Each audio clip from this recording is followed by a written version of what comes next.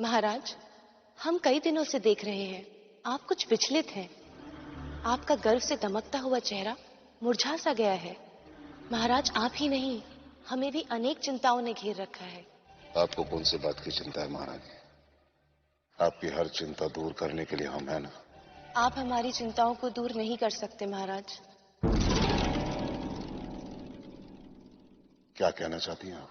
हमारे सुहाग का सिंदूर वहां गिरा पड़ा है। आपका राजमुकुट अभी कुछ क्षण पहले धरती पर पड़ा था। यही नहीं, हमें हर दिन हर पल अपशगुन दिखाई देते हैं।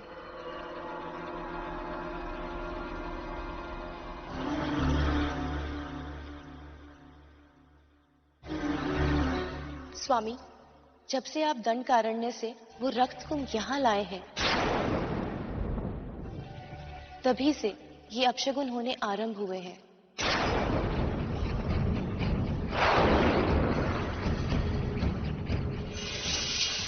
ये आप कैसे कह सकती हैं महारानी कि इन सब का कारण वो रक्त कुंभ है? महाराज, जब से वो रक्त कुंभ यहाँ आया है, तभी से ये अपशगुन हो रहे हैं।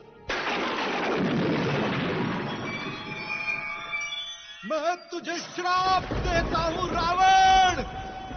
जहां ये रक्त कुंभ रहेगा, उस स्थान का विनाश निश्चित है।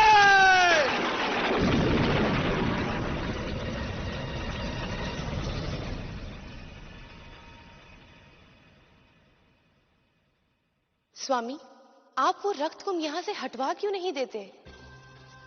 आप रक्त कुंभ की चिंता मत कीजिए महारानी। हम काल को भी अपने वश में कर सकते हैं। हम यमराज को उसी के यमपास से बांध सकते हैं। कुछ नहीं होगा हमें। रावण है हम, रावण।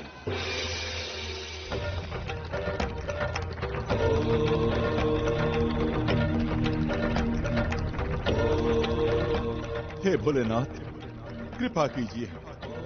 अंजना की करुण पुकार को सुन लो प्रभु। वो अब तक तप कर रही है प्रभु। अब उसकी और कठोर परीक्षा मत लो।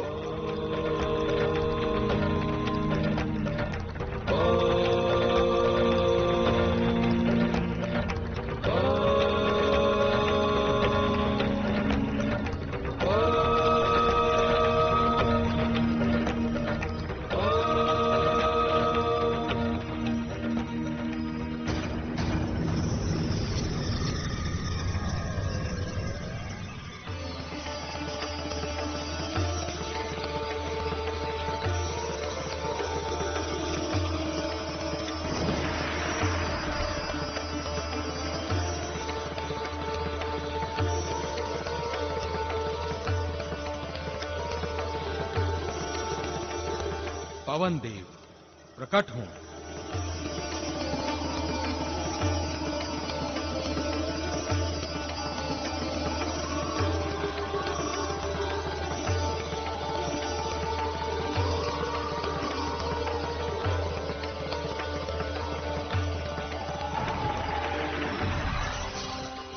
प्रणाम भोलेनाथ।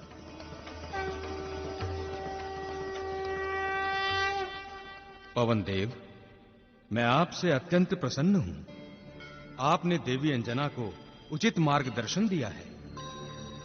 अब आपको मेरा और एक कार्य करना होगा। आज्ञा दीजिए प्रभु। पवन देव, आप बिना बाधा के किसी भी स्थान पर आने जाने में समर्थ हैं। जल, थल, आकाश, पर्वत, वन, आपके लिए कहीं कोई रुकावट नहीं है। अतः आप ही मेरे इस ज्योति रूपी अंश को देवी अंजना की गर्भ में स्थित करें। पवन देव, ये वही अंश है जिसके लिए मैंने आपको पिता कहलाने का आशीर्वाद दिया था। प्रभु, वानर राज केसरी इसके पालक पिता कहलाएंगे, किंतु ये आपके पुत्र के नाम से भी जाने जाएंगे। पवन सुत, मारुति नंदन आदि नामों से ये प्रसिद्ध होंगे। मैं धन्य हो गया प्रभु। मैं कृतार्थ हो गया। मैं भी इसे अपनी समस्त शक्तियां प्रदान करूंगा। लाइए प्रभु।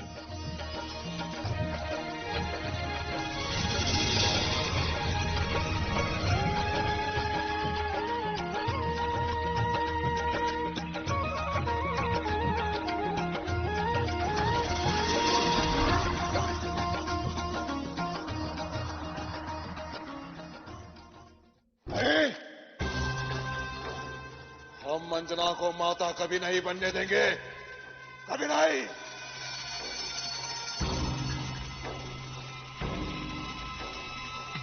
कभी नहीं।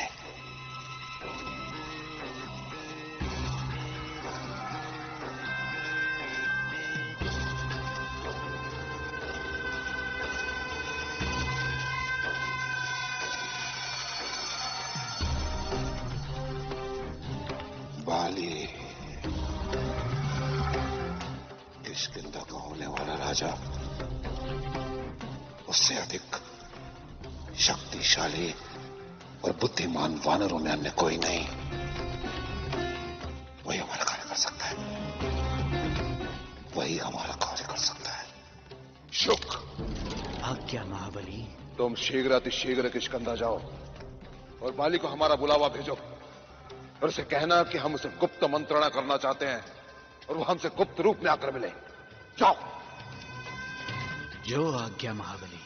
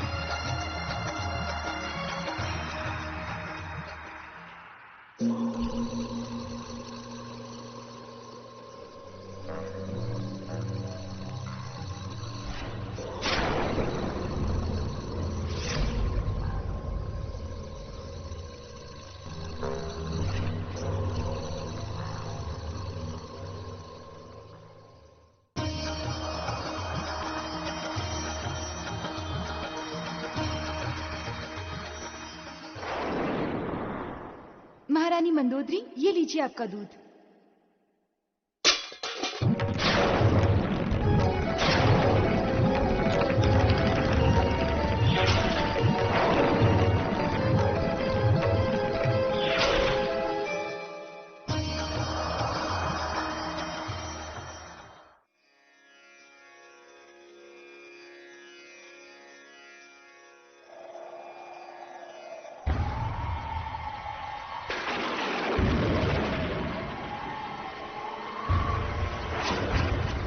हे प्रभु, ये कैसा अपशकुन?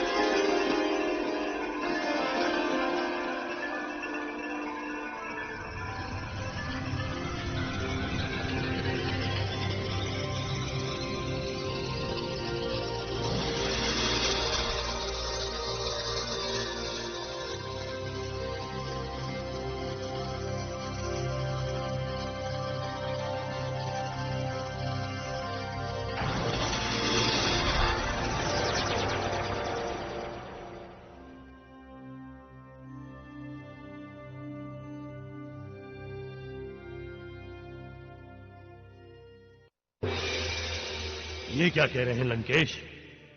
देवी अंजना के पुत्र को मैं कैसे मार सकता हूं? उससे और वानरराज केसरी से मेरा कोई बैर नहीं है। तुम हमारे परम मित्र हो बाली, तो तुम्हें सावधान करना हमारा परम कर्तव्य है। भविष्य में आगे क्या होने वाला है इसका अनुमान ही नहीं है तुम्हें। लंकेश, भविष्य की चिंता दुर्बल करते हैं, बलवान नहीं। मुझे अपनी भुजाओं पर पूरा विश्वास है।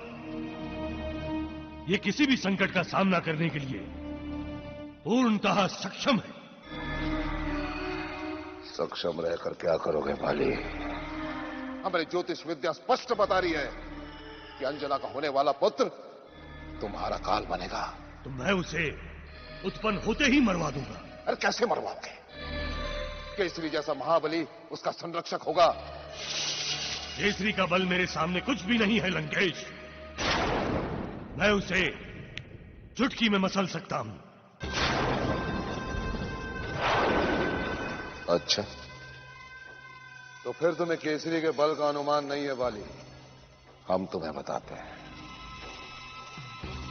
अंजन क्षेत्र के तपोवन की घटना है, जहां अनेक ऋषि मुनि रहा करते थे। एक बार पाताल लोक से दो दैत्य भूख से व्याकुल होकर पृथ्वी पर आए।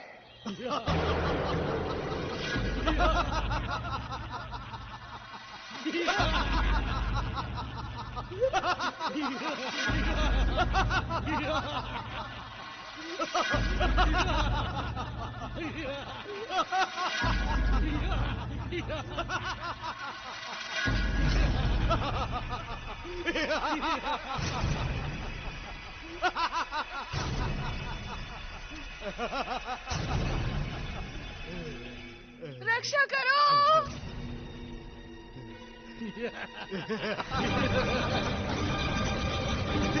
तभी केसरी ने उन विशाल असुरों पर प्रहार किया और अंजना को बचा लिया।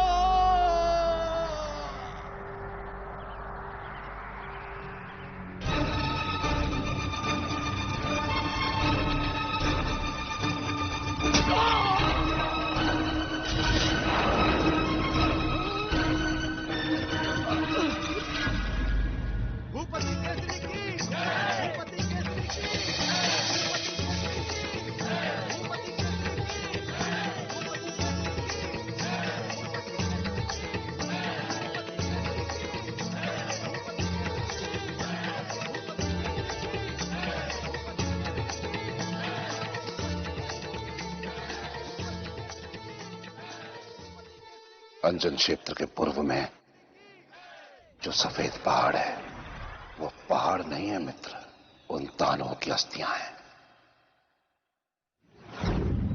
अब तुम ही सोचो मित्र, केसरी का बल और मतंग ऋषि के आशीर्वाद के शक्ति के मिलन से जो पुत्र उत्पन्न होगा वो कितना शक्तिशाली होगा, कितना बलशाली होगा, तुम ही सोचो। हम तो कहते हैं मित्र, उसे कोक में ही समाप्त कर दो।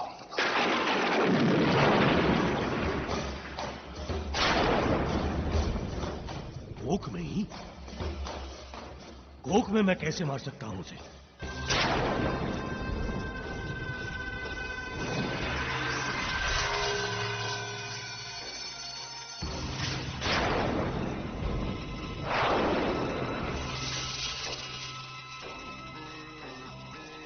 हमारे इस मायावी तीर से मित्र